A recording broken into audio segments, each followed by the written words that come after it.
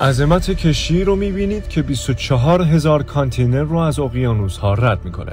این اورایس یکی از بزرگترین کشتی‌های باری دنیاست و این فقط موتورشه که 2300 تن وزن داره و میتونه برق یک شهر کوچیک رو تأمین کنه.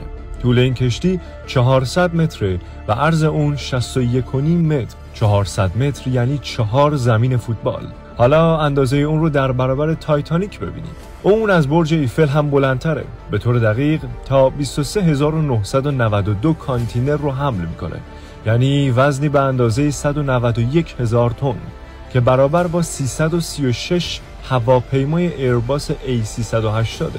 تو این قسمت یک جفت پروانه وجود داره که بهش میگیم پیشرانه‌های جلویی که توی سرعت‌های پایین به هدایت کشتی کمک میکنن و در این قسمت موتور کشتی قرار داره که به یک پروانه غول‌آسا وصله. در جلوی پروانه یک بال فلزی عظیم داریم که به تغییر جهت کشتی کمک میکنه و این ساختمان 9 طبقه هم محل اقامت و زندگی خدمه کشتی در طول سفره و وقتی به مقصد رسید به این شکل تخلیه میشه.